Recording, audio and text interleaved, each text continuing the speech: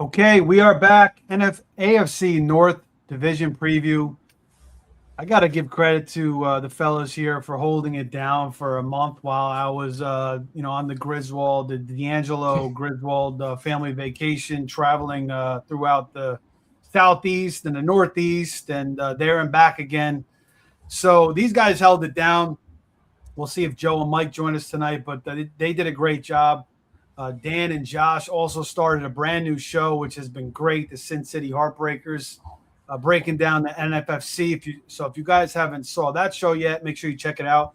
Like, subscribe, share. Tonight we're doing the AFC North, right up Josh and Dan's alley. We're going to break down every single team, every single fantasy relevant player.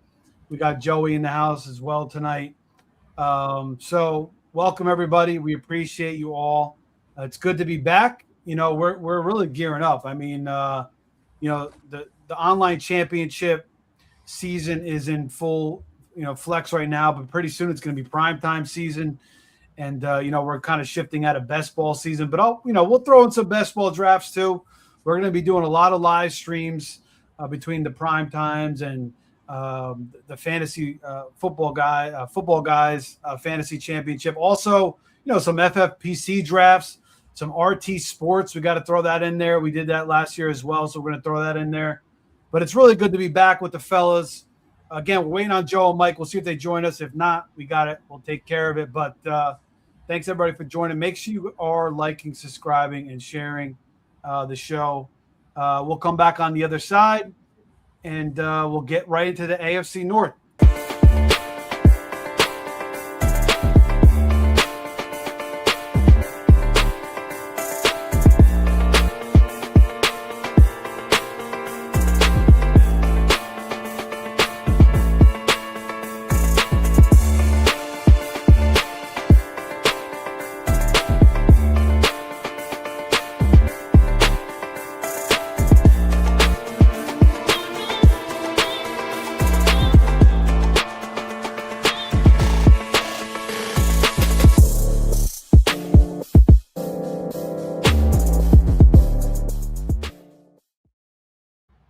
Okay. What's going on, fellas? Dan, Josh, and Joey. How's everybody's Thursday been? Pretty good? Pretty good. Welcome back, Steve. Yeah, I just want to say one thing, actually. I don't know if you guys saw Adam Leviton. He did a video yesterday saying he had cancer in his thyroid. And obviously, we all know him from Roto World for years and years and years. Guy I certainly followed for a long time and now with established the run. So, he was real emotional in that video. I thought it took a lot of guts for him to come out, and talk about what he did. So I just want to say prayers for him and good energy and good thoughts for him and his family as they go through this. I think he got his surgery done. Everything's good. He'll be back next week. But, you just want to, recognize somebody that big in the fantasy community, somebody that I really respect. Him and Evan Silva, two guys that I have been following for a long time. So I just wanted to shout them out real quick and say prayers up for Adam as he goes through this thyroid thing. So just wanted to put that out there. That was kind of crazy when I heard that. I don't know if you guys had any thoughts on that before we get into this, but I completely missed that. I hadn't seen it either. I haven't seen it either. Yeah, I saw it last night actually. Because I follow those guys pretty close. He does a Monday market show, and he kind of goes over the ADP and his thoughts. So I always listen to that, and I follow those guys pretty closely. So, definitely wishing him all the best, and big prayers up for him. All right, well, let's start.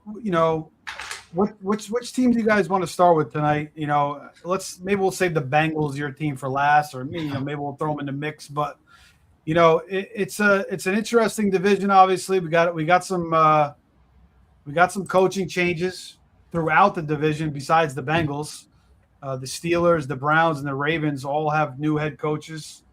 The Bengals still have Zach Taylor. I don't know how you guys feel about that. But all right, let's start with the Ravens. They bring in Jesse Minter, defensive coordinator from the Chargers. They bring in Declan Doyle, offensive coordinator under Ben Johnson. Everybody's, excited about, this young guy coming in, maybe possibly help Lamar. He does lose Todd Monken, who goes to Cleveland. Todd Monken has had success pretty much everywhere he's been. So this is kind of interesting. I don't know what to make of Lamar. I mean, he was really banged up last year. It was just kind of an off year for the Ravens in general.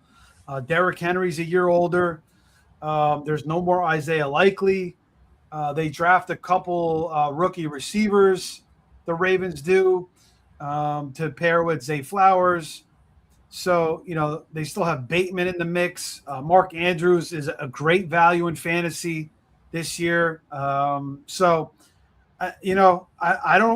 really know what to expect. I don't know how much I trust a brand new offensive coordinator and a brand new head coach who's a defensive-minded coach, to really uptick this. And they lose a great coach in John Harbaugh. So, a guy who's had so much freaking success is one of the best coaches of the NFL. So for me, I don't really know what to think about the Ravens. I'm kind of skittish personally to go after Lamar and to go after Henry and to go after this entire offense. And I've always loved Zay Flowers.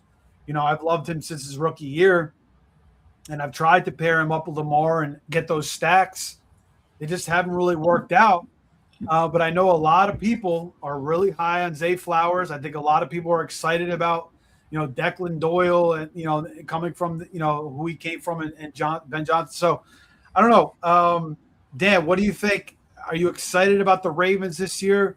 Are you, how do you feel about the coaching changes, and what do you think about Lamar?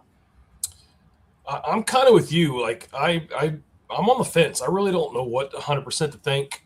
When you go to Vegas and look at the lines, they're the favorite to win the AFC North. I think they have the second highest implied total wins. I think it's all about how they're going to start this year. And man, I kind of think they might get off to a little bit of a slower start, but you're exactly right. It's all how with Lamar and how Lamar plays, and if he's healthy. And if Lamar's healthy, he's as good as there is out there. So the thing I like about the Ravens, and it's going to be kind of a theme as we talk throughout the AFC North tonight, is their players, the key players.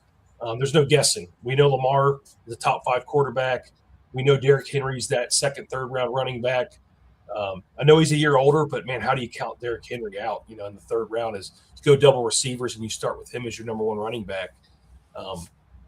I'm probably one of the lower people on Zay Flowers for most people, but I still think, he was a wide receiver 1 last year. So how can you discount that? But the one guy, you said it, Steve, that I'm targeting the most, I think, is Mark Andrews, where he's going. And that kind of the old man tight end row there with Goddard, him and Kelsey all seem to go, round apart. Josh knows I love to punt tight end, and there's nobody better to go with, especially if you're going to maybe pair him with like a Sadiq or, maybe somebody for later in the year. I think Mark Andrews has a great start to the season. But yeah, I'm with you. I'm really interested in how they come out the gate, and if they start out hot, Lamar starts out hot, or if they, start out slow with this new offense. Yeah, Josh, what are your thoughts on are you similar to us, kind of a little hesitant, or are you a little more excited about what's going on? I'm probably I don't want to use the word excited, but well, it might be a little bias in there. Might be a little bias in there. Well, yeah. I'm not a huge Lamar Jackson fan, and that's all like fandom aside and everything. I don't like the way Lamar conducts himself or carries himself as a team leader. If their team's not doing well and the schedule starts to flip, he seems to dip out with an injury or whatever.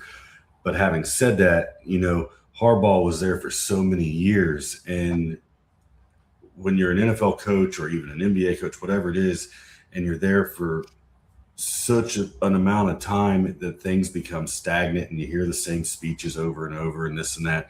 So I'm sure with the new coach and with the new offensive coordinator and with him coming from Ben Johnson's camp, it's not the excitement's not just in the media and with the fans.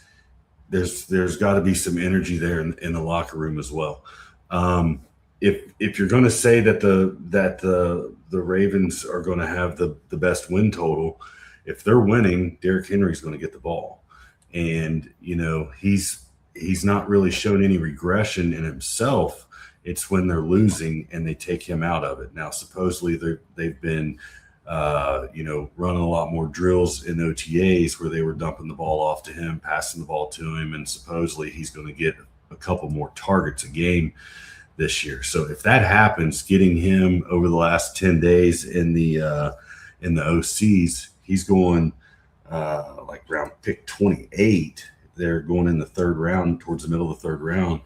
I think that's pretty good value on Henry. I would like to have a couple shares of Zay Flowers myself, just because I know that there's some potential there for him to hit.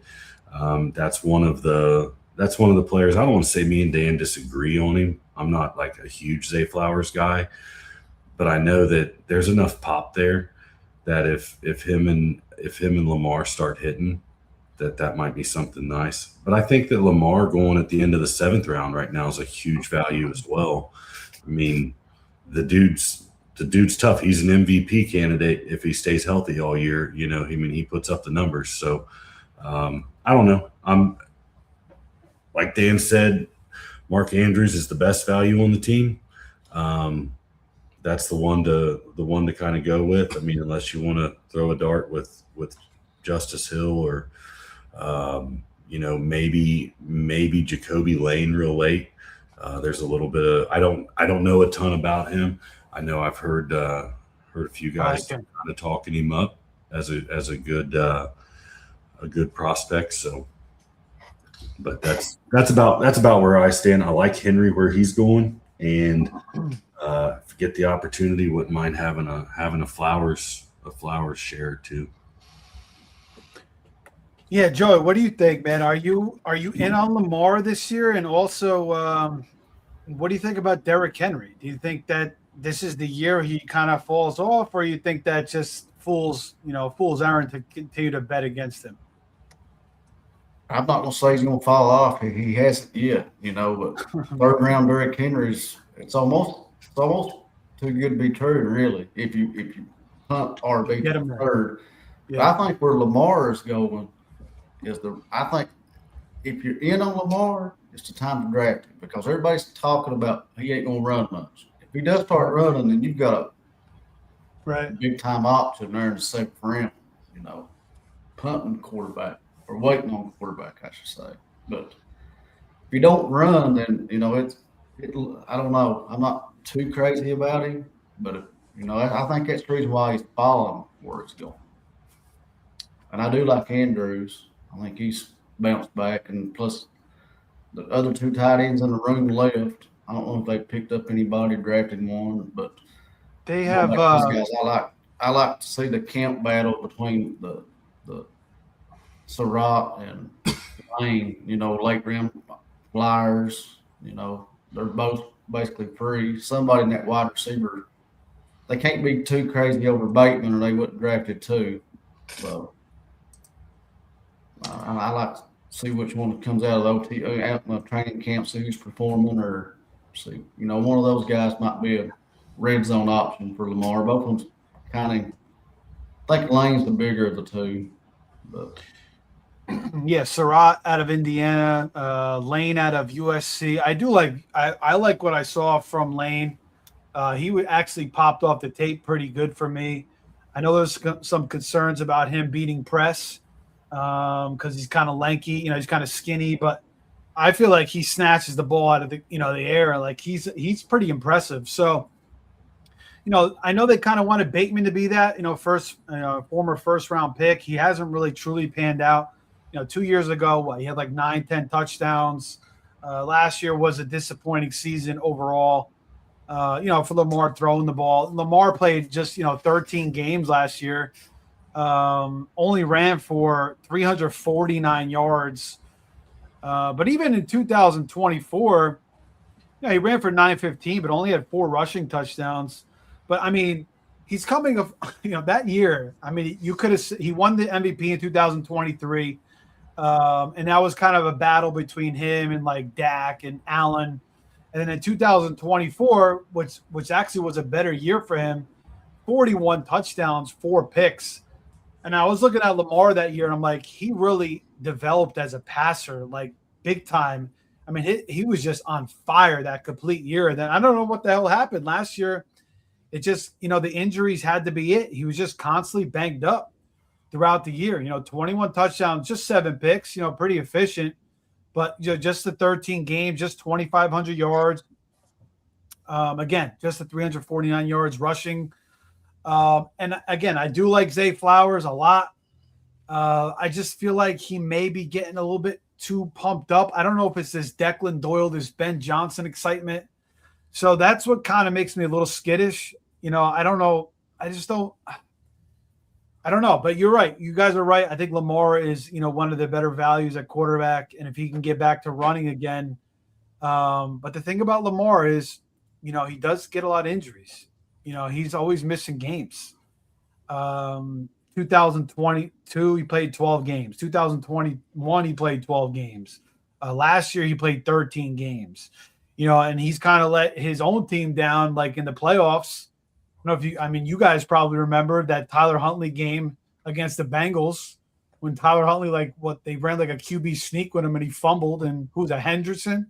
Almost ran.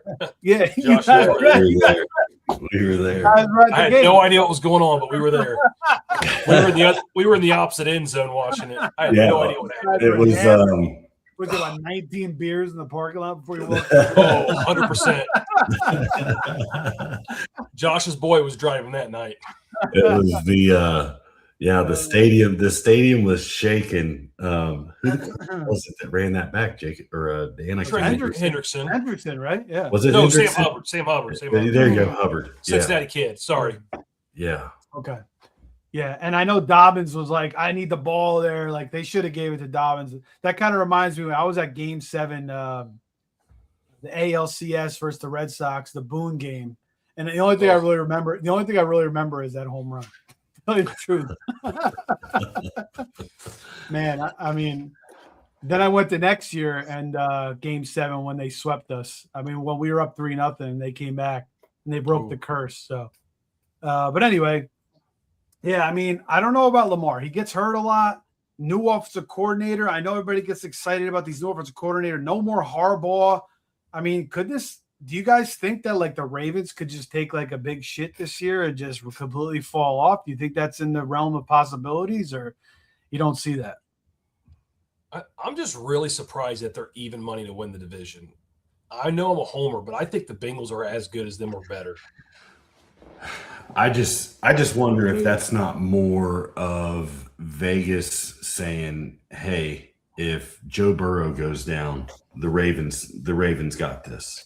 He's more susceptible to injury than Lamar is what I feel like Vegas is saying there. Because if Burrow stays healthy, and this is, I mean, the Bengals, they ought to take the division, even with Zach Taylor. Yeah, you see here, Ravens minus 115, Bengals plus 194, Steelers plus 510, and of course the Browns plus 2100. But I mean, yeah, I think you got to give the Ravens. Yeah, I know. I mean, yeah, the Bengals could be in there. I guess Jesse Minter could come in and really turn that defense around and really help things. I mean, he's a good defensive coordinator. I think he did a good job with the Chargers, so that could help Henry. Ball control. They want to run the football, slow things down. I mean, I'll definitely have some Zay Flowers this year. I like Jacoby Lane's talent, so I'll go after him. I'll probably have a little bit of Henry as well. Now thinking about it with Minter and, his style, they probably do want to pound the rock. And again, you can't bet against Henry. The guy's an absolute workout machine. He's a freak. I mean, even if his yards go down, I still think he could have a pretty solid fantasy season, 10, 12 touchdowns. And if he's going to catch more passes, which is kind of the rumor, that's always kind of been the knock on him. He's not going to catch passes. And that's why all these analytic guys have been fading Derrick Henry, because they're so into running backs catching passes. They overlook an absolute 6'5" freak that can run a 540. That, when you look at when you look past something so simple as that because of analytics, that kind of pisses me off because it hurts a lot of people who are drafting. You're so into guys catching passes that you dismiss a guy that's so talented and a Hall of Famer like Derrick Henry. So yeah, he's hard to doubt. Mark Andrews is a great value. I think I'll definitely have some Mark Andrews on some teams. He's always been Lamar's guy. I'm just wondering what kind of season Lamar is going to have. I really have no clue. I can't predict it because between having the new offensive coordinator coming off Todd Monken and his injury history, I just don't know what to expect. That's why I'm a little skittish about the Ravens this year. So I don't know. Is that the general consensus? I mean, I don't know what you guys think overall. I mean, we kind of went through it, but I mean, if you guys wanted to have one final thought about the Ravens, let me know. They'll finish second in the division, behind the Bengals. I'll go with that, Joey. Joey, we're gonna get you a Bengals jersey. I like the Bengals. I do like the Bengals. I mean, I had an uncle who went to. I like that comment right there because I really enjoy guillotine leagues. They're not my number one leagues or anything, but I've had some pretty good success in them. But not to get on a tangent here, but I'm always taking a top quarterback and a top tight end in those leagues because I want them to last forever. So a guy like Justice Hill is a great running back too to get you 8 to 10 points every week because all you got to do is not finish last those first every week, but those first few weeks you just can't shit the bed. And so I like Justice Hill there. Either, so. Yep, that's a perfect kind of play for that. Yeah, by the way, Rabbit Dad, Ben, we appreciate you, man, joining the show. He's going to be doing a guillotine show, actually, I think towards the end of the month. Ben is a big guillotine guy. Nice. I did my first guillotine league last year. I actually kind of enjoyed it. So I'll probably do one again this year, maybe one or two. We'll see. Does NFC have guillotine? They think they do, right? Well, so is that the league that you're not allowed to say that name? Because you can't say it anymore. It's Eliminator. A certain ESPN, or something. Somebody certain got it.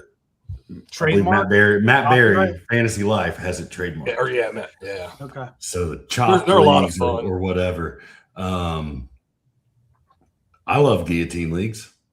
I love to spend money and get knocked out in the first round, Steve. I wasn't going to say it. I wasn't going to say it. Horrible luck with those, and this is it's been I think I took 2 years off from him because it was 2 or 3 years in a row I got knocked out in the first week. He didn't even leave Vegas. He was already eliminated.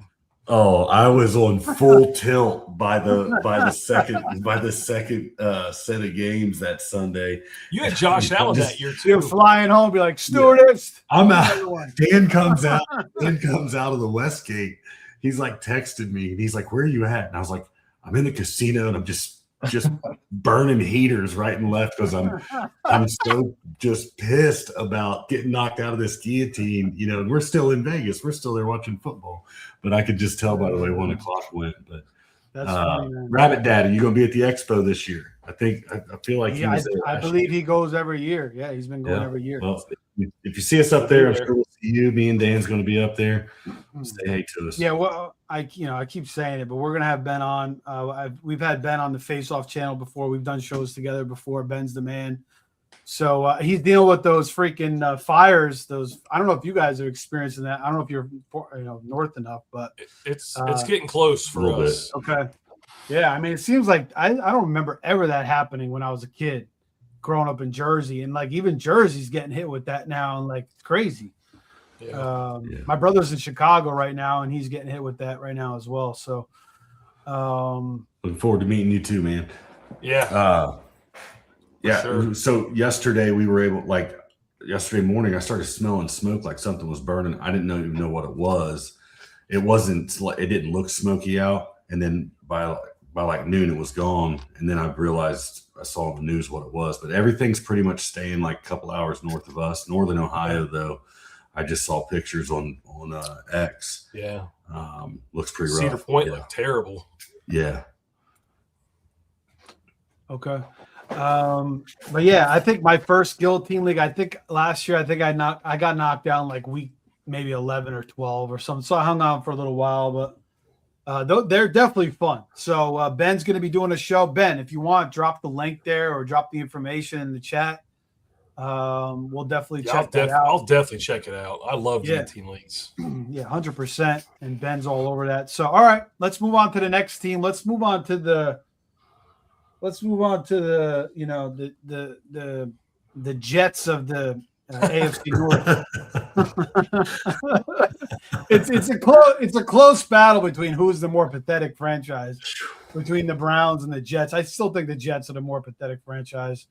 But it's close. So, but hey, I mean, they bring in Todd Monken. This guy has a lot of success. Again, we just pointed out what Lamar did with him. 41 touchdowns, 4 interceptions. I mean, when he was in Georgia, he had a ton of success. I mean, just this guy is he's a tried and true offensive coordinator. So, and I kind of like what they did. I mean, they bring in Fannin last year. I like Concepcion.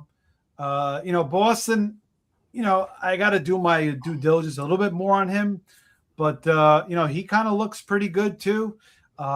Judy, for as much shit as he gets, I mean, he's still got talent. He's still, a route runner from Alabama. Their offensive line should be a little bit more improved. But right now it seems like it's a close battle between Watson and Sanders. We don't really know truly who's going to win the job. I think it's kind of up in the air. I guess it's slightly leaning towards Watson. Maybe the money has a little bit more to do with that as well. But Sanders could win the job. Maybe Watson's just completely just freaking shot out. I mean, it is possible. So I don't know what to expect from this Browns offense. I think it will kind of be spread around a little bit. Does this hurt Harold Fannin? Bringing in Concepcion and Boston. I don't know. I still feel like I'm going after Fannin. I still feel like I'm betting on the talent. I do like Concepcion. I drafted him last night in the Football Guys Championship. I just feel like he's the most different out of all those receivers to me. He kind of stands out. He kind of reminds me of Jalen Waddle. He has a little bit of a Jalen Waddle type game where he's really good after the catch. So I don't know how you guys feel about the Browns. Are you targeting any of them? Quinshon Judkins, I feel like he's a little bit overrated. It could be a better season for him, but I just don't. There was some. I don't know if you guys saw the memes out there comparing him with Trent Richardson. I feel like they could be similar. Dylan Sampson, he could catch. He could be a nice little PPR late running back hit there for you, 0 RB type build. But Joey, I'll start with you first on this one. How do you feel about the Browns, and are there any particular players that you're strongly going after in this offense? I'm starting to warm up to Concepcion a little bit. And I'm okay, but at the end of the day, I don't know who's throwing the ball. I like Sampson. But the good thing, too, Myles Garrett's gone, so there's going to be all kinds of garbage points. I know they're awful. So garbage time point production counts just the same. So their defense ain't going to be as good, I don't think. That's a big loss, but I have drafted Sampson quite a few times, and I've not taken Concepcion or Fanning or Judy. I think that's the only person I've taken is Sampson so far. All right. Josh, what do you think? I think Shadur wins the I think he wins the quarterback battle. I mean, I know they want to get Watson out there because they paid him so much, but I'm not a Shadur fan necessarily. I mean, it kind of feels like Dion made sure that everything was given to him in college and all that, but you don't hear anything bad about him. It sounds like his work ethic's been great in the off season. He's working on everything they've asked him to. And I feel like he's younger and going to be better than Deshaun. Even if Deshaun wins the starting job, I doubt he makes it out of September as the starter. We're not really targeting anybody. I mean, I think since the beginning of the OCs, Harold Fannin, he's going in the 8th round now. I think he was going in like the 6th, if I'm not mistaken, in like beginning of June, something like that. So he has dropped down a few rounds, and at that point, I mean, I don't really hate taking Fannin there. And to Joey Brown's point, like if that defense isn't going to be as good as it was, then there is going to be some garbage points to be had. And maybe that's Sampson and Fannin that get the garbage points. I don't know. Concepcion is a very interesting player. And so that's somebody that I don't mind hitting late round, which I think me and Dan have grabbed him once or twice in the late rounds. He could be an interesting piece to have moving forward, but don't really want Judkins as my number 1 running back, and I think he goes just a little too early to be my number 2 running back. All right, Dan. Yeah, nothing too exciting for me. I kind of agree with everybody here. I do think Deshaun Watson will start, and I think it's strictly because of money. I don't care if he wins it or not. He's going to start because it's $250 million.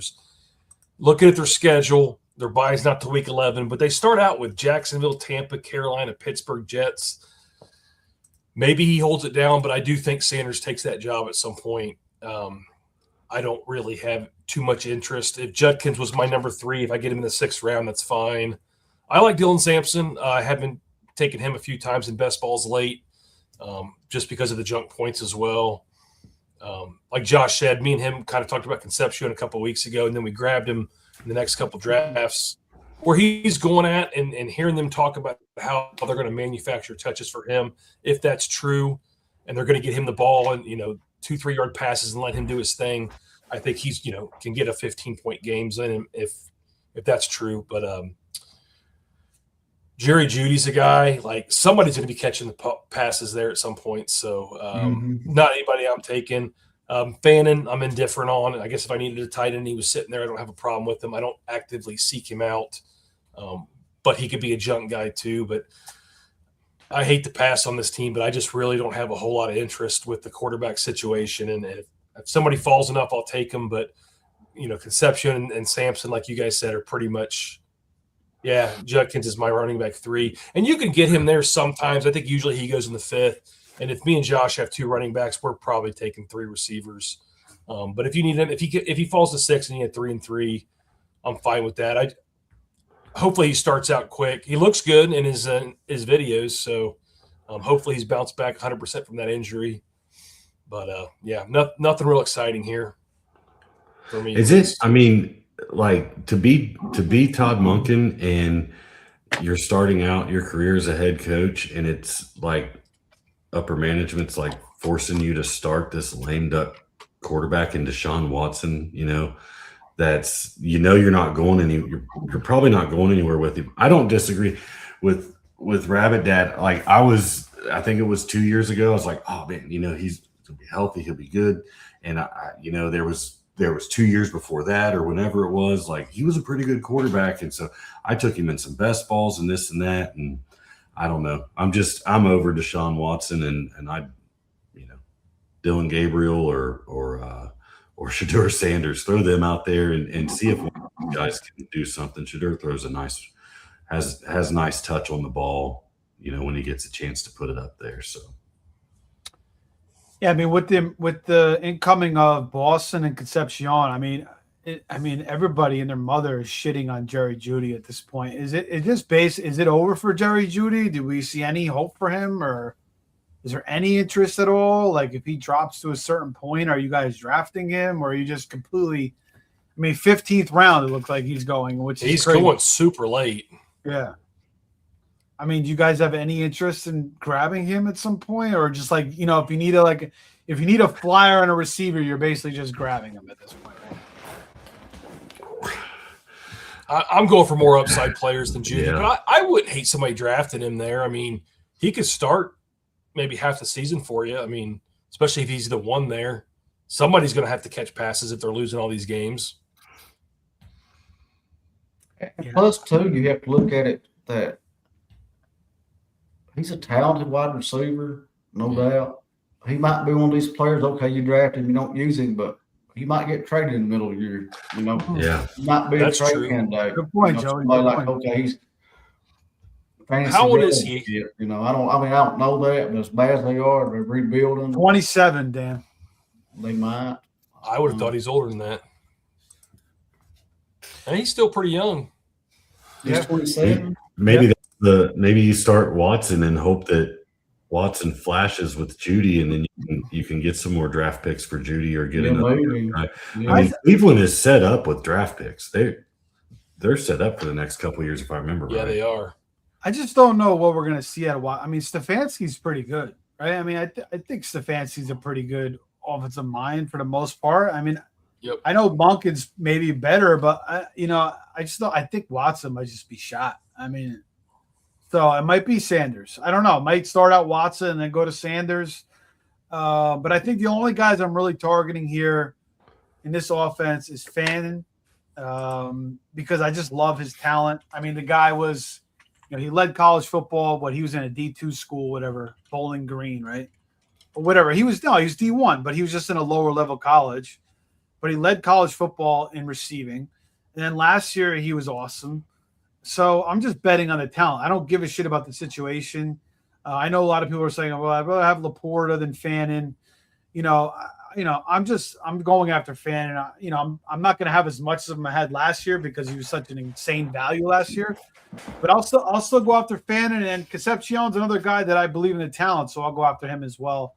But besides those two guys, maybe Denzel Boston, if I come around on him a little bit more, which is possible. But other than that, I mean, outside like a super flex where I'll maybe take Watson or Sanders, that's really it for the Browns for me. And I'm just not into Judkins. So, I mean, maybe Sampson in some leagues, if I need some running back help. I just don't, to me, he's kind of average back to me, but he could have a nice role where he's catching a lot of balls. So, he's possible too, but really it's just Fannin and Concepcion for me. Do you guys have any strong feelings about Denzel Boston or anything else on this team, or that's pretty much it? Pretty well, yeah. Yeah, it's not too much to talk about there. Okay. Unless, they keep saying Concepcion may play the Zay Flowers role. I mean, I've heard that all over the off season here, so we'll see. But like I said, I don't know who's going to throw the ball. And Just yet. But I think Dan Watson probably will start it first. Yeah, and you think about just game script. I mean, the Browns are probably going to be down in a lot of these games. So and then, maybe that helps Sampson. Maybe that helps Sampson more than Judkins. And there's going to be a lot of shitty weather games for sure in Cleveland. That's always a given, especially towards the end of the year. So a lot of dump offs to Fannin and maybe Sampson, maybe Concepcion. So maybe those are the three guys to target on this offense. And honestly, I know I'm not trying to flip the switch, but you all pretty well start too. This Cleveland's better for dynasty rosters. People buy low, with the young talent until they do get a quarterback. Dynasty players might have to try to go through to get some buy, if they start out bad, try to trade for them or something. I don't know. They got some talented pieces. If they land a quarterback next year with all these picks they have, I think they could be good next year. Yeah. Almost like the Patriots were last year. Yeah, I think dynasty-wise they're a lot better. Well, we'll see what Sanders could do. I mean, I think he's got, he could throw from the pocket. He could throw a nice ball. We'll see if he could develop a little bit this year. But, yeah, I mean, I think you're right, Dan, for the main point. If they can really get a quarterback that's proven, they have the weapons to do it. I feel like with all these, bringing in these two rookies and, Fannin and Judy, even Tillman and Bond, these guys have some talent too. I kind of like Bond coming out of Texas, Tillman coming out of Tennessee. Even Tylan Wallace, I liked a lot. I liked his tape too. He's way down the depth chart, but I mean, we'll see what Monken could do with one of these. Maybe Watson has a revival. I doubt it. or maybe Sanders kind of thrives under Monken's tutelage. So we'll see. Again, for me, it's really just Concepcion and Fannin. Those are the two guys for me, and then maybe a little bit of Sampson, if anything. I think Junkins going to be too expensive for me, and he's going to almost be like a full fade for me. I don't think I'll have any Junkins. I don't know. I kind of always felt like he was a little overrated to me. But all right, let's move on to the Steelers.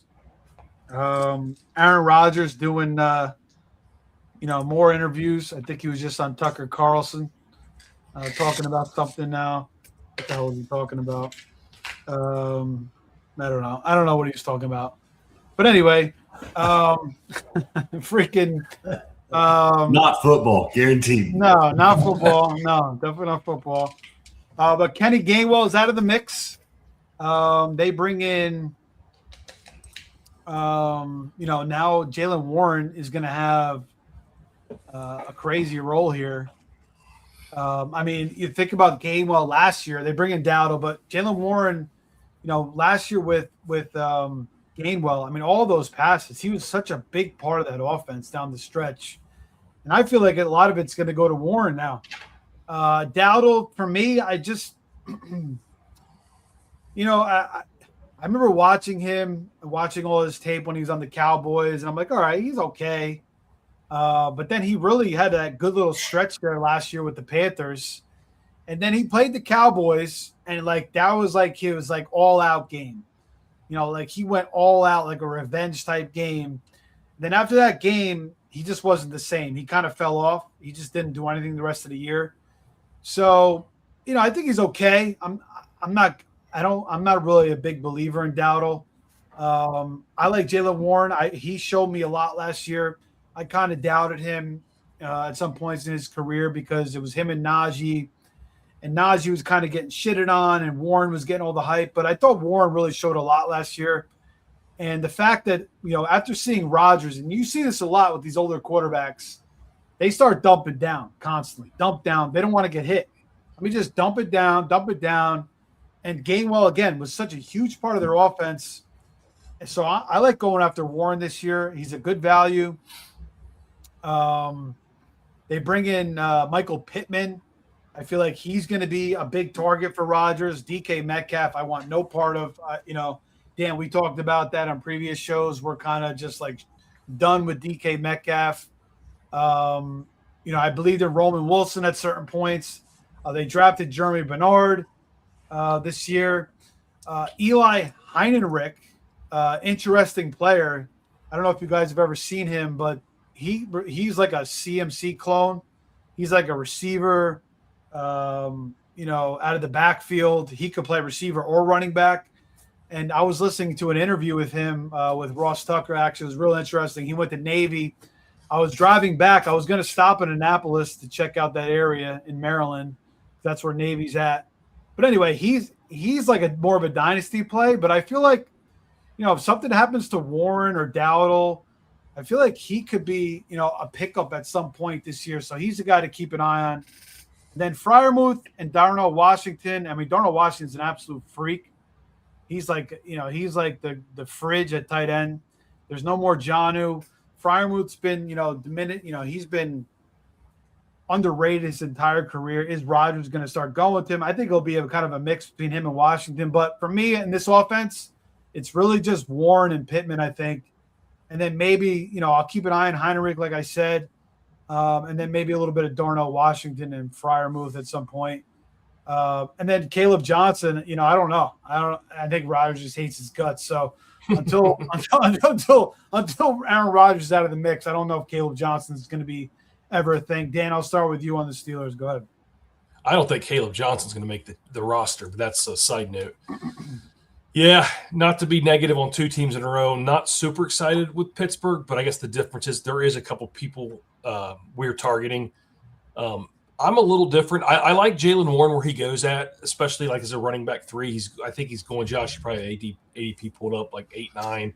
I kind of like waiting around for Dowdle. Middle of round 7 over the last 10 days. Okay.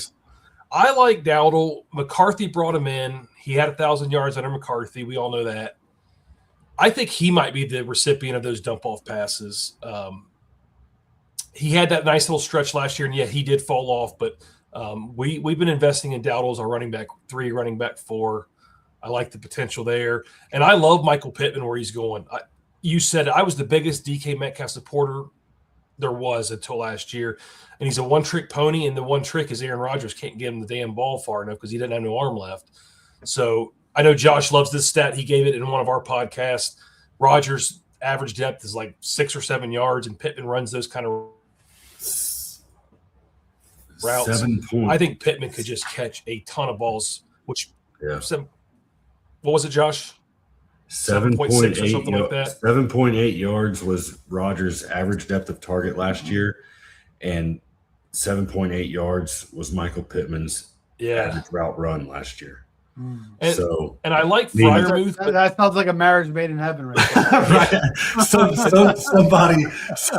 Somebody that does stats for the Steelers was like, "Look at this. We got to go get this guy." I think Rodgers can do well with that. Pittman could have 100 catches for like 800 yards and 4 touchdowns this year. Like, I know that's not sexy, but it gets you points. But I think he'll hurt Freiermuth a little bit because I did like Freiermuth up until the Pittman signing. But I've been targeting Pittman because he's usually like your wide receiver 4 or 5. So I really like the I don't want to say upside there, but just the floor. I think he's got a nice floor. You could throw some flyers on Freiermuth and Darnell Washington. I mean, we love Darnell Washington. He just doesn't play enough. We keep throwing some 19 and 20 round picks on Jeremy Bernard. I like the athleticism. I just don't know with Rodgers what he's got left in the tank. But for us, it's pretty much Dowdle. It's pretty much Pittman. And, and I'll grab some Jaylen Warren here and there, and that's about it for us. All right, Josh, any comments there on the Steelers? I asked Billy Waz back in the winter about Roman Wilson. I love Roman Wilson. It's just not happening. I feel like he's another Aaron Rodgers, guy.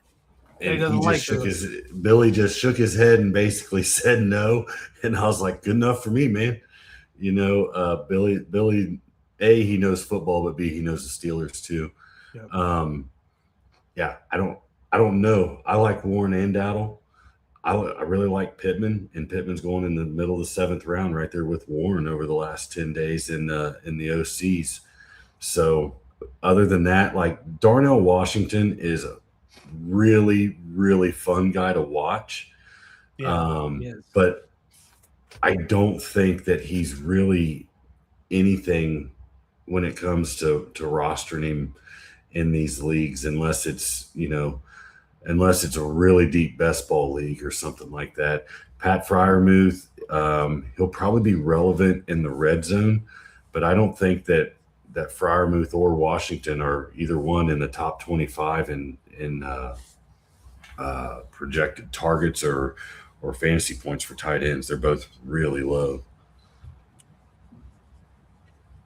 Yeah, I mean, Darnell Washington again. I feel like he'll give you some good weeks maybe. If something happens to Freiermuth, you could just throw him the ball, and he'll just run over 3 guys and pick up 15 yards. So like he's a weapon. He's a force to be reckoned with. But with Freiermuth there, that kind of muddies things up for sure. Joey, what do you think about the Steelers this year? I like the same guys they do, and the thing of it is, I don't know the exact numbers about their comments could answer this. I think they caught 114 balls out of the backfield last year. So if Warren can give you 60, 65 balls, it'll pay off, especially if you're going, RB, 0 RB. He would be a good first back if and then historically, I like to know who's in the slot in Pittsburgh, because Mike McCarthy he's had so many number 1 wide receivers in the slot. If Pittman's in the slot, then he's a steal. I mean, historically, he has been really good. I had it pulled up. Let's see. Yeah, while Joey's looking that up, like if Darnell Washington is a great prop guy, his over-unders are always so low. That's a guy that if you're sports betting, I know I won some money on him last year before he got hurt. I think I hit on a couple anytime touchdowns too. I think he had 2, maybe he just had 1, but yeah. It's this is per Ryan Heath. Anybody knows me, I like his stuff. But he said, like, in the passing game, he said it's worth mentioning that Mike McCarthy's slot receiver has finished as a fantasy wide receiver 1 in 7 of his last 13 seasons. So the slot holds value, in his offense, in that offense. So interesting to see who comes out of there. Bernard's decent. Could be a late for him flyer. Throw Eli Heinrich in the slot. Yeah. I mean, come on now. That's fine with me. Dude, that guy's different. I mean, I feel like, I don't know if it's going to happen this year, but when I watched him, I was like, this guy is definitely different. Like, he could play in the NFL. And even listen to Cosell agreed with that as well. And then, Ross Tucker had him on the show. Shout out to Pete Nova for joining us tonight, saying hello, gentlemen. Pete is in the house, Jersey guy. Rabbit Dad says it's a crime that Washington hasn't gotten more targets. Agreed. Pitt's win total is 8.5. Over, under, everyone. Dan says under. I give him 6. I'll go with the under. Let's look at their schedule real quick. We got the schedule. Yeah, I think Gainwell caught around 74, 75 balls last year, and Warren caught 40. So I think Gainwell caught more than that, didn't he? I mean, he was like their whole freaking offense last year down the stretch. It was the Kenneth Gainwell show. I'd like to see what I got it. I got it right here. Caught a lot of balls. I would say he caught 58. That's my guess. Maybe I'm wrong, but let me see here. Lost 2-2, 3-2, 3-3. Their schedule actually isn't bad starting out. Yeah, 5-4, 5-5, 5-6. You know they'll take 1 from us. 7-8. I thought I had. Yeah, I think I might take the under too. That's right on the border, I think. What do we got on the Kenny Gainwell catches? Dan, do you have that? I thought I had it pulled up. I Here. got it right I here. pulled Like it was 72, but 73 catches. 73. I thought something like Warren caught a bunch too. Or not a whole lot. He did. I'm telling you, it was the Kenny Gainwell show every single week. Yep. I mean, it was just catching passes. That's what I'm saying. Warren is going to, I think he's a really good value this year. And he's a good player. So, I mean, 113 out of the backfield total. 113. That's what I thought. So it was something like that. That's what Rodgers is going to be doing, man. He's going to be dinking and dunking. I mean, he'll take some shots, but it's going to be a lot of Pittman, like you guys said. And then a lot of Jalen Warren, and then Darnell Washington or Freiermuth, and then DK Metcalf. I don't know. I just think it's over for him. I mean, it's from a fantasy perspective, anyway. He had those couple big years early on in his career, and he's just never going to get back there. Especially in this offense, anyway. I mean, do you think McCarthy can kind of unleash DK Metcalf? Are we missing something here? Or does anybody see that? With Noodle Arm back there? Yeah. That's crazy to say. I mean, right? I don't think, even if he wanted to, Rodgers can't get him the ball. Yeah. Well, it's crazy to call him Noodle Arm when he's one of the, historically has one of the strongest arms. No. I mean, what is he, 40 what now? I mean, he's damn near our age. Probably, I'd say he is. I wouldn't call him Noodle Arm. I feel like his arm's still pretty strong. Obviously, he can't wing it like he used to, but it's just his passes are going. It didn't have the zip on him, so DK's outrunning him. But they just don't use DK right. Nobody's figured out how to use DK right, in my opinion. You know who? And even Artie Smith couldn't figure out. And Artie Smith unlocked Cordell Patterson after all those years too. So, yeah, I don't know. I don't know what to say about freaking. Al says 73 receptions for Gainwell. I think Warren. I think he caught 40 last year. So, By the way, shout out to Vega Super Saiyan with the Dave Chappelle Prince picture. That's great. I love that. Interesting fact: Bears haven't had a 1,000-yard receiver since 2023. Last year, DJ Moore was just under 800 yards with the most. Caleb off target, 22% of his passes, with most passes last year. Bears wide receivers are a trap. Well, think about what DJ Moore, who he did that with. That was with Justin Fields, of all people. And then he fell off with Prince Caleb. So, you got the Prince in the picture. And Prince Caleb couldn't get him 1,000 yards, but Justin Fields could. I just felt like it was never a good fit. I don't think DJ Moore was ever happy once Fields left. And I feel like he's going to be much better off with Allen, but we'll get into that in our AFC East projection. And then Rabbit Dad says, I like Warren this year, but happy to get Dowdle around later. Yeah, I'm just not into Dowdle. I'm just not a Dowdle guy, and that's how it is. Some guys you're into, some guys you're not into. All right, anything else on the Steelers before we get on to the team of the year here in the Bengals? it's third division to lose or win. Do you guys think the Steelers are a good, decent bet at plus 510 to win the division? That's not bad. 5-1 odds there. I'm not too interested in it, but I'm also wearing a Bengals jersey and a Bengals. Yeah, you baseball. guys can't ask you, bro. You're decked out in Bengals gear everywhere. By the way, Dan has a great basement. I mean, look at this guy's basement. It's fucking hooked up. To the Yeah. Awesome. He'd chill real hard in that basement. Watch a game from two. Josh and Dan have watched many of games, and Yep. one of these years, maybe I'll make it in there. So We got a few TVs down here. You guys are more than welcome.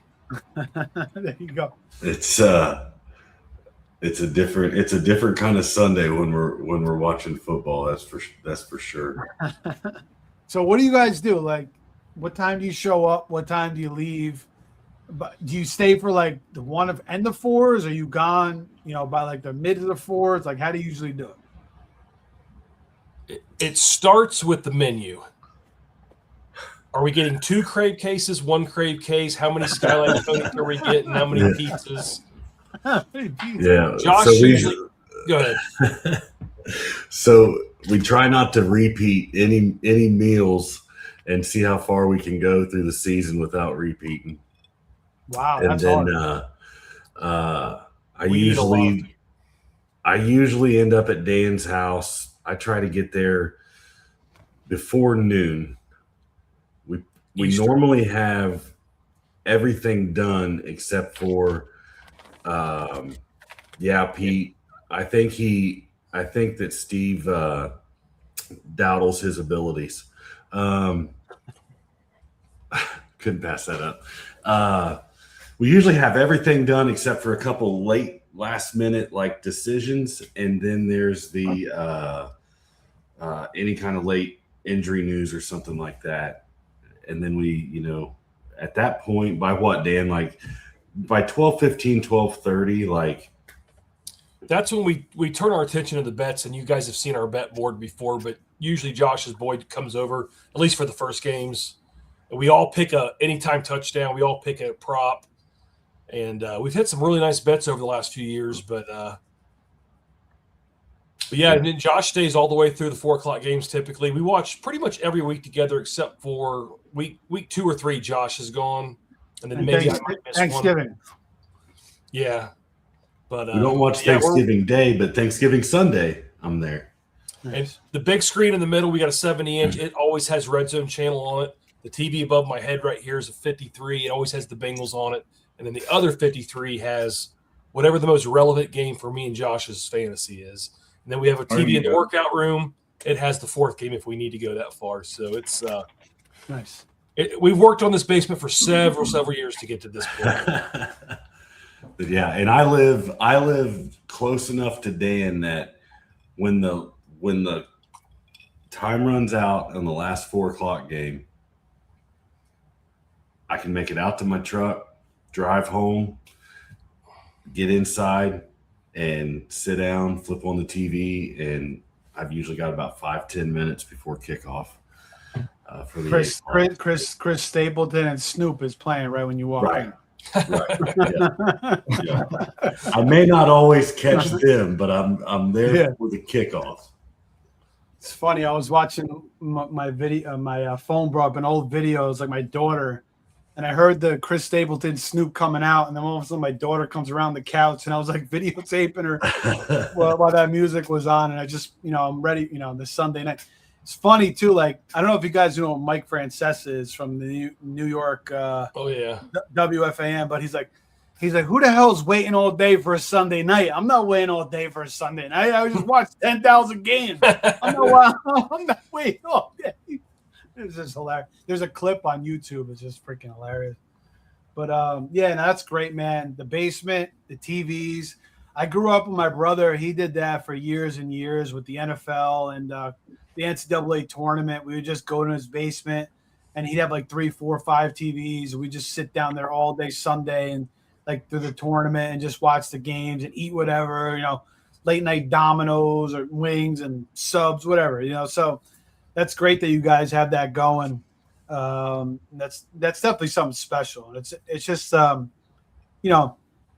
it's just a good getaway. It's a good getaway to just relax and enjoy the games on Sunday. Truly blessed to have that. All right. Last team. Let's get into the One nugget. I live in the county where Chris Stapleton is from. Oh, really? Yeah. What county is that, Joey? He gives back to the local high school. He built him a stage out back. He donates to all their travel teams in Johnson County. Okay, I didn't even know he was from Kentucky. He's awesome. And he played football. Wow. He went up against Tim Couch. Wow. In high school. Browns play against each other. Yeah, he's good. Chris Stapleton is really talented. I don't know if you guys know who Teddy Swims is. Do you guys know who Teddy Swims is? I've heard of him. Yeah, I had a couple of his songs on my phone. So I got teenagers. So my wife, she's like she was upset. She was on a little of a Teddy Swims kick. So we went up to Jacksonville to watch him, and the guy we went there, he was like so cracked out, and like he was like on like he was lucky he was so high on something. Like she never liked him again after that. And I'm like, I told you Chris Stapleton was better than freaking Teddy. I kept telling you, you don't want to listen to me. But yeah, Chris Stapleton's good. I like him a lot. Tennessee Whiskey, he does a great rendition of that for sure. All right. Bengals, baby. The team in the AFC North, Jamar Chase is on the cover. I mean, he could potentially be the number 1 pick. If you wanted to be bold, everybody's taking Gibbs and Bijan, but if you wanted to go back to Chase, there's absolutely nothing wrong with that at all. Let me. Where the hell is the freaking? There is something wrong with that, Steve, because if these two guys right here, me and Dan, if we take Chase number 1, we will just get. We just talked about this an hour ago. Well, we talked about it an hour ago. You know what it is. It's true. Like the number 1 pick always kind of falls off a little bit, right? Yeah. But I mean, you could go back to him. I mean, you want to switch things up and you want to grab Jamar Chase. I mean, the guy is that special, and he's got Burrow, and the connection is just elite. It's absolutely elite. And if you can get one season where Burrow, Chase, and Higgins could stay healthy for the entire season, I mean, it could just be completely lights out. So, that's a stack, and that's a combo you're going to want to continue to, want to go after year after year after year. I mean, it's just these guys are so talented. T. Higgins is awesome in his own right. Chase Brown, I mean, he's proven that he's legit. He's a really good player. Had a slow start last year, but again, Burrow was hurt. And then Flacco came in and kind of turned things around. So he's right, so it's just like, draft your Bengals, man, pretty much every single year. I don't know what your guys' thoughts are on the offensive line, the defense, but Dan, I'll let you start with the Bengals. Can you delete Josh off here because he's going to kill me when I start talking? I am normally a pessimist, I think, with my team, and I could not be any higher on the Bengals this year. I know I'm being a homer. I'm trying to look at it through an NFL and a fantasy high-stakes player's eyes and not Bengals. I think the Bengals are the team to beat in the AFC. I truly believe that. Me and Josh talk about this. He can tell the story better than I do. Joe Burrow is a stone-cold killer. We have not seen anybody with his brain since Michael Jordan, and I truly believe that. He is wired differently. He's pissed off. He's ready to go this year. If he wants to go 17-0 in March, I know, Josh, I'm sorry. I'm so fired up about the Bengals, and I'm going to say this statement right now. In 2013, Peyton Manning threw 55 touchdowns, and you can clip this. Joe Burrow is breaking that fucking record this year. He has thrown 56 or more touchdowns. I can guarantee it. Joe Burrow is pissed off, and the defense is improved. We got Sexy Dexy. I'm getting fired up. They're good enough that we're going to win games, but they're still not good enough that we still need to score 30 points a game. Burrow is going to be lights out this year. I truly believe that. Jamar Chase is the number 1 overall pick, in my opinion. I can't fault people for taking Gibbs and Bijan because I think that position's of more value, but I am so high on Joe Burrow this year. I've been betting them since the Super Bowl last year, and the odds keep going up. I'm surprised I think they're plus 2,200 right now to win the Super Bowl. I think it's just a great ticket. And I know a lot of guys like on ESPN and NFL Network that's the sexy picks, but man, I hope they keep doubting Joe, because when you doubt Joe, he's going to just prove him wrong. And everybody wants to say he's injury prone. And yes, he tore his ACL. He had an appendix. He had a rare elbow thing. He had a rare foot thing. I'm not trying to make excuses, but the guy's tough as nails, and he just had some weird stuff happen to him. So I'm all in on Joe Burrow.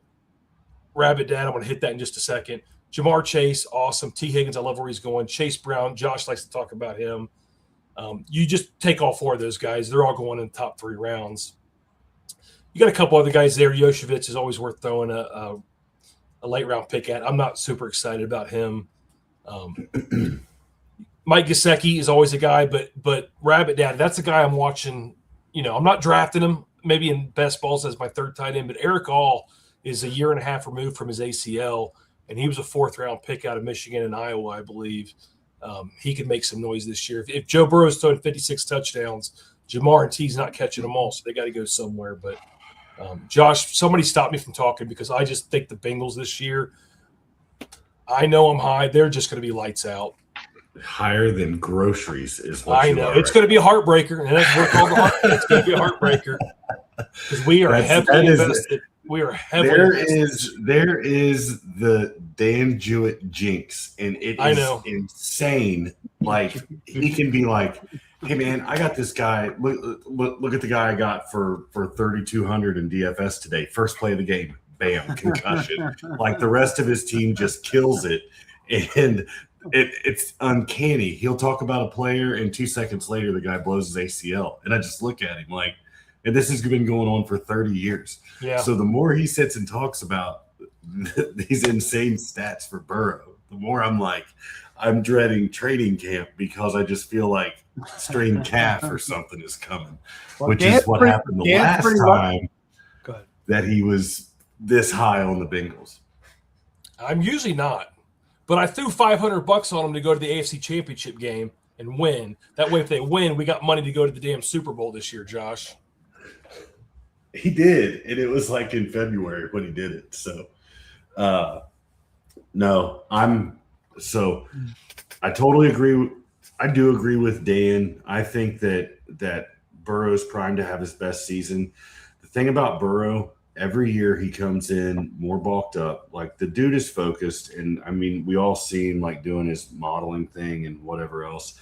But the guy is super strict on his build and getting bigger, and to help himself be able to sustain those hits. Here's the thing: last year, after week 6, the Bengals switched up a protection scheme and their run scheme. I'm not smart enough to explain it to you, but That's a fact. They did. And it wasn't just Joe Flacco. I mean, I think they changed that to try to help protect Flacco when he came in, but that changed things drastically. And I think maybe that opened their eyes, and they may stay that way, but it helped Chase Brown a ton. I said this the other night. This is a contract year for Chase Brown. Burrow loves his guys, and he takes care of his guys and makes sure that, they look good in their contract years. So when it comes to putting up those extra points, Jamar Chase will get his, T. Higgins will get his, but Chase Brown will get some extra touches or some extra targets inside the 10 this year. You can put money on it. I know how Burrow is. The Eric All thing, I'm very, very interested in that, but I think that's going to show itself in training camp. There's been little bitty blips here and there locally about him. But they do the tight end committee thing. So I don't think that, I think maybe if you're in deep best ball or something like that, or a really deep league, then, maybe that's a guy you grab as a flyer. But if nothing else, keep an eye on him for waiver wire pickups or fab. That's somebody that you can bury deep if you start to see him get a few extra touches and build some trust with Burrow. But Gesicki is Burrow's guy, and it's Gesicki, Sample, and then Eric All this year. So they'll all get some targets. But we're all high on the Bengals here. They've got an easy schedule. They're going to have to put up points. They're going to put up points because Burrow wants to prove that he's the best in the league. He won't come right out and say it, but he believes in himself that he's the best in the league, and I think he wants to prove that. Well, he's got the best options in the league. That's for damn sure. 100%. What's really sad as a Bengals fan is, right over Dan's shoulder there is where I was sitting when Burrow went down last year. And it's just a kick in the gut, man. Like every year you just sit there watching games just wondering, well, when's it going to happen this year? And but you've it's got the fluky stuff. It's all not the talent in the world. Yeah. But this is generational talent on a team that has broken our hearts for years. And even in the glory days of Ocho Cinco and Hushmanzada and Carson Palmer, and then AJ Green, we've had good receivers, but this offense, for one or two or 3 years in a row, if it clicks, it can do some really special things, and everybody knows that. So that's why every time we get the number one pick, me and Dan have to argue it out on: are we going to take Jamar Chase number one or not? I don't need that on me, Ricky Bobby. If you guys were let me ask you this. If you guys were in a big time, like your largest entry league, whatever, 1,000, 2,000, 5,000, would you take Jamar Chase number one, or would you go somewhere else? I would. 3 receivers PPR. Yeah. Yeah, NFFC, yeah. I would. If I had one league and that was it, I would take Jamar Chase number one. Okay. Tell him But if we why, have multiple Dan. leagues, you got to get your. What's that? Tell him why. But the reason why we would take him number one is because 2 times we've been in Vegas, believed that we went to Vegas Chase 2 years ago. should be our number one, and he was our number one player, and the contract pushed him down, and we took him at 7 that first draft, and everybody's like, "You guys are homers," blah blah blah, and then we took freaking Garrett Wilson and somebody else over him, and he was the number one receiver that year. But taking the homerism away, you got a mediocre to below average defense. Maybe they're a little better. You've got the best pure passer in the game that's not running the ball. You have 1 running back, and you really only have 2 solid receivers. He's set up for 2,000 yards and 20 touchdowns. I'm exaggerating a little bit, obviously, but if he got that, would you be surprised? I mean, Joey's worked Calvin Johnson, right? I wouldn't be surprised, but that would be absolutely. Justin Jefferson is so good, but he doesn't have the quarterback that 2024 he had 1,700 yards and 17 touchdowns. So. And that's I think that's his ceiling this year, maybe a little bit more. But the thing is, if Higgins stays healthy all year, there's no way he can get those numbers. Higgins helps Chase. When Higgins plays, Chase's numbers are just as good. And I'll tell you something else. I know this is crazy, but having Flacco there maintains a little bit of value. I mean, it's not as bad as it was. So I don't want no injury to Burrow, but if you take Burrow, I think what Flacco helps. You take Flacco with your last pick. The thing about Higgins is like he misses 3-4 games every single year. Yep. So that's what I'm saying. Like if he stays healthy throughout the whole year, then like it's going to be like Higgins will have a career year too. And then Burrow will have a career year. I mean, they could all, I don't know if Chase could ever get that number with a Higgins full season of health. But Burrow, without a doubt, like you said, to preface all this, like he could have one of those 50 touchdown Peyton Manning type seasons for sure. And again, Dan's a pretty level-headed guy, but once the Bengals got going, I'm excited, man. It's all off the map, bro. For sure. Just give me one more chance at that title. We got screwed the last time. But you guys have been getting screwed between the Burrow injuries and like what was that last year, 2 years ago? Like you guys made that huge comeback towards the end, and you couldn't get into the playoff. Game. Yeah, like all those little things. Like that, you're right. Like it's so concentrated between those four guys: Burrow, Brown, Chase, and Higgins. It's like it's just truly. Again, it's just a great offense to go out for fantasy. It's perfect. That is what you want for fantasy.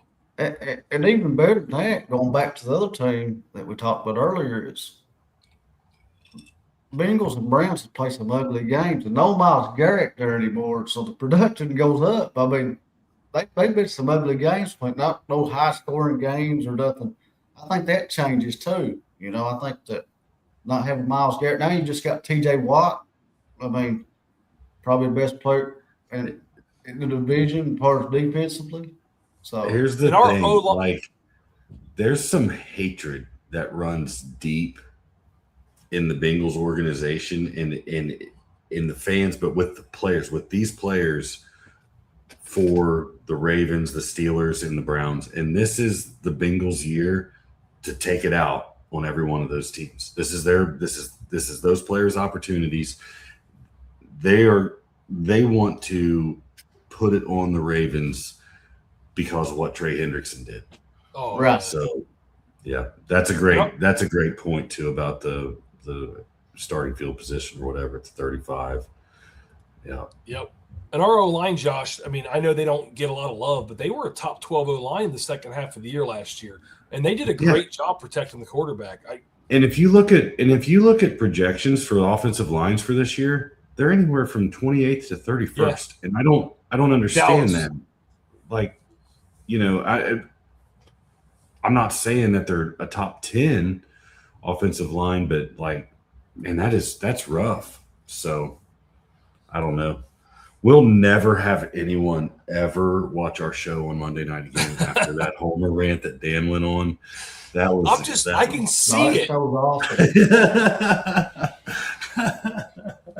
Well, Steve started it by pumping up the man cave that he's got, and that got his blood pumping. Also, Steve, then he started feeling a little Hulkamania when he got to talk about the Bengals. I got like 6 jerseys hanging over here, and Josh will bring like 4 jerseys, and we're just switching them out during the day for Lux. So this is my luckiest jersey right here. Does anybody have a Carl Pickens jersey or not? Oh, Josh, I did when I was a kid.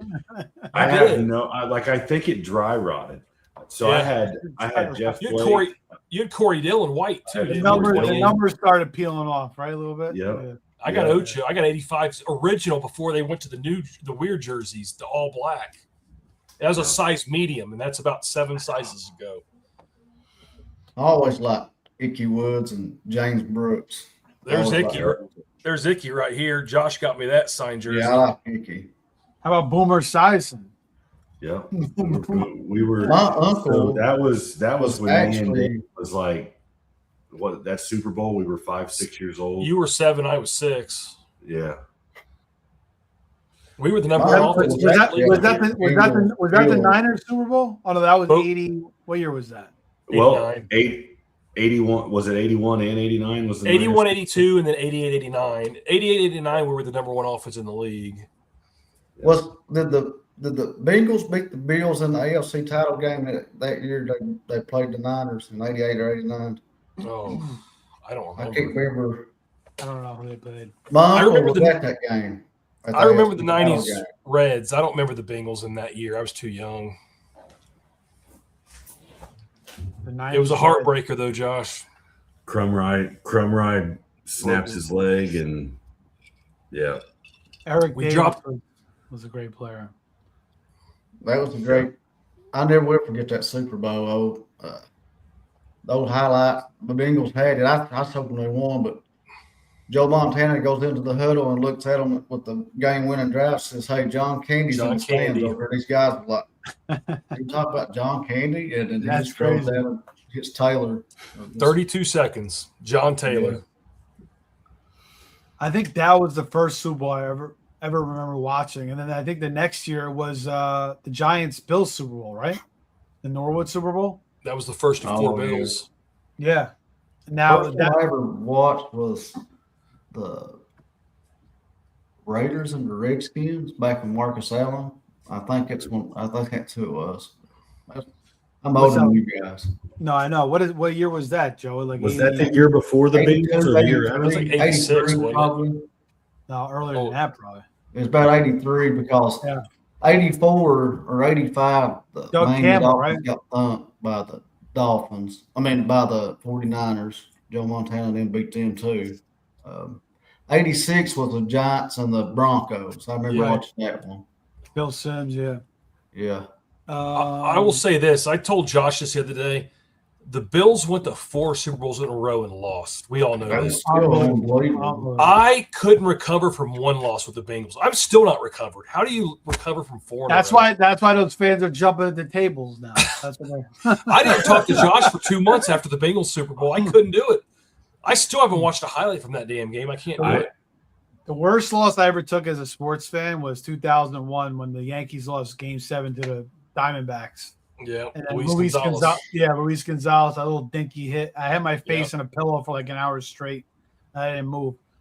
And then, that was probably the worst loss. But Joey, you know, these guys kind of went on their little rant. Oh. Did you have any, Just draft your Bengals. understandable. But yeah, I mean, that's pretty simple, right? Just draft your Bengals, take your shots pretty much. I mean, It's pretty simple.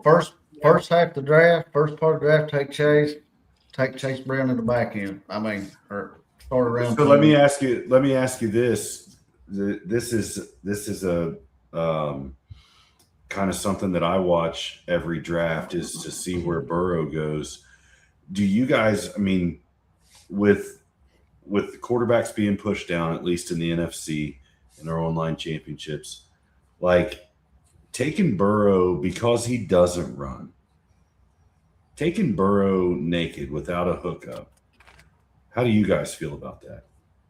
Because I know Dan loves Burrow naked, but we just try to take him as a we try to get him with if we're going to get him, it's going to be with Chase or T. there we go. I got T or Chase. I'm taking him.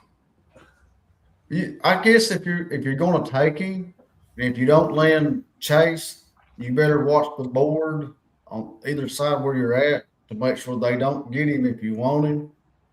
Really, you got to watch the Jamar Chase team. I say that's the most stacked bunch with the Bengals. I wouldn't care to have him with Chase Brown or T. Higgins, but really, if you, I don't care about the running part. Him and Stafford's probably the best 2 pure passers in the NFL. I would say, just from a passing standpoint. But Now that they're pushing down, I feel like beyond the 5th round, I feel like you can't take Burrow without anybody else.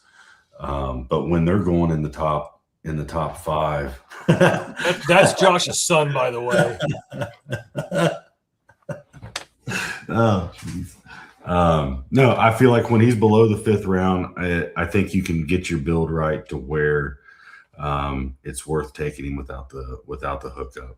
But you know, You get him in the 6th round, and like 2 years ago when you took Chase at 1, you had to take Burrow in the 2nd round. Like, it's crazy. yeah. It's the smack. But the problem is, in the overall contest, there's going to be 60% Chase and Burrow teams. Right. Assuming they have a big year. I mean, they're always drafted together. I mean, the problem is we go to Vegas, everybody knows us as the Bengal boys, and the second that we draft Chase or T, there's people lined up on each side going, they ain't getting them. Bam, Burrow. Yeah, I mean, that was pretty popular last year, the Chase Higgins Burrow combo. It didn't work out, obviously. And that's really the only thing the only knock on Burrow. I mean, he just gets hurt. If he has a full season, he could do what he did a couple of years ago, throwing 43 touchdowns. It's just that he's had 3 seasons where he's played 10 games, 12 games, 10 games. So we'll see. I mean, but tough. Again, you know, you're playing in these tournaments, you're looking for the upside. You get that combo, and these guys stay healthy. It could be absolutely electric because between T. Higgins and Burrow, they constantly get hurt, but if it all falls right and they all stay healthy, it's like the nuts, pretty much. It's the nuts. So, yeah, I mean, the Bengals are – we've seen it year in and year out. I mean, Burrow is the chemistry he has with Chase and even Higgins now, and then Chase Brown in the mix now. It's pretty remarkable. It's just the injuries really holding them back. The wild card with Chase Brown, though, is Samaje Perine. That's the wild card. I don't think he's going to take as much, but he can. Yeah, but I can't even what are you doing with Samaje Perine at this point? He's a guy. Especially after last year, he's Burrow's guy. Yeah. We got him back because Burrow wanted him back. It's one of Burrow's guys. That's why he's there. Josh, we haven't talked about this, but I really truly believe that we'll go out and get like James Conner or somebody like that to help. Take some. They need to get somebody because Taj Brooks ain't. He's it's going to be it's just Perine and Brown. They're going to go get one of these older running backs that's going to get cut or traded for a 7th round pick. Jacob. Yeah, that's funny. You're not welcome over on Sundays anymore. He's always in the comments, but we can't get him to come on the show. That was a brutal loss for the Vikings against the Falcons. I mean, that team was ridiculous that the Vikings had. That's Gary Anderson. Oh, my God. That's what, you never know with kickers. Like, I think Gary Anderson didn't miss a field goal of the year. Yep. Like, he was like, you never know. It's just Morton like closers. Was the other kicker. It's just like Trevor Hoffman. He was awesome for the Padres, and he played the Yankees in the World Series, and he was terrible. So you just never know with when the money's on the line. These guys kind of fall apart. Pete had a comment up here about pizza in Florida. I wanted to bring that up. He said, I heard the best pizza Steve can get in Florida is a square pie. Now, you know what, man? Like, the pizza is actually – there's a lot of good places, but it's just, like, few and far between. You know, like, you have to drive, maybe 10, 20 minutes to get to this place and to that place. But it's funny that Portnoy actually did in Melbourne. He stopped at a Chuck E. Cheese in Melbourne, Florida, and did a review there. I don't know why he did that, but there's some good places. Just not like you can't get as much options as you can in New York and New Jersey. But there's a lot more people coming out here from New York and New Jersey, so it's getting a little bit better. All right, anything other comments to wrap this baby up? So I think we all agree that we kind of like the Bengals as the value pick to win the division. I mean, I agree. I mean, I feel like that is a pretty good value right now. I think actually Vegas the odds just moved after Vegas heard Dan's rant, and Josh has heard that rant 35 times this year already. Yeah. I'm usually not a homer. I'm usually anti-Bengals too. I love them this year. This is the year we put it together. And I want to retire. So one last thought on the Bengals. So what about their defense? Like, is there any improvements? Like, are they going to be like you said, like middle, a little bit better this year, or what do you think? I think Sexy Dexy just raises the bar in that locker room and on the line. We our corners are improving. Josh, I think we're a top. I know this will sound crazy. Like a top 18 or 20 defense. which is all we need to be. If we're middle of the pack, we're fine. I would put the Bengals just call it 16, and that improvement right there changes our record dramatically last year. We just can't be 32. But the Bengals went out and is it Obi Maffa? Is that what it was? Who was it that we got from Seattle? Hang on. I'm so locked in on fantasy and we don't do IDP. So the defensive players just go out the window. We got Boy Mafe, Boy Mafe. We got the dude from Kansas City, and I think it's safety, and now we've got depth on our D line. We added help in the secondary and veteran help in the secondary. DJ Turner was already tough last year. Yeah. The biggest thing that the Bengals didn't do defensively, we didn't go out and do anything at linebacker.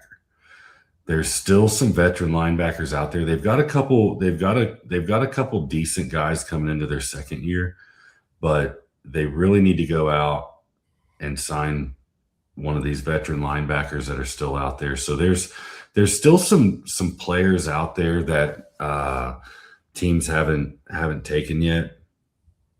So the Bengals could stand to back up and get some depth in the running back room, and the same thing at linebacker. That's probably our two biggest weaknesses right now, I would say. All right. You look at it. Ravens are plus 1,000 to win the Super Bowl, and the Bengals are plus 2,000. For me, take the extra 1,000, you get the Bengals in that division. That just makes a lot more sense to me. I plus 3,000 tickets. Yeah, you could have got earlier. It could have changed at some point. But again, the Ravens, I don't know. You lose a coach like Harbaugh. I don't know why they're the third favorites to win the Super Bowl. Maybe, again, that's Vegas. They're right. But, young coordinator, maybe he turns things around. It's possible, but I just don't see it. Maybe Minter turns the defense around. I don't know. That's crazy to me. And, maybe Zach Taylor, maybe the Bengals fall on their heads again and Zach Taylor gets canned. Do you guys like Zach Taylor, or do you think he should be fired? Oh, boy. I don't have enough bourbon in this glass. I don't want to make this go on. I don't know who. I don't know.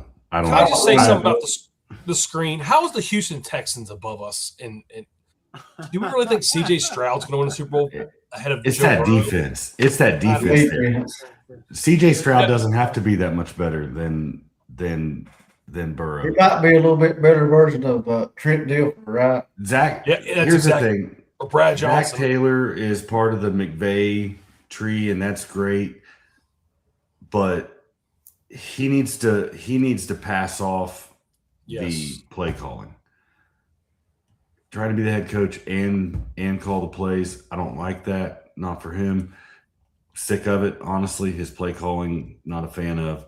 But he's a great coach. In the locker room, he's a great coach. He just doesn't need to call plays. The players love him. He knows how to light a fire into them guys, but he just sucks at calling plays.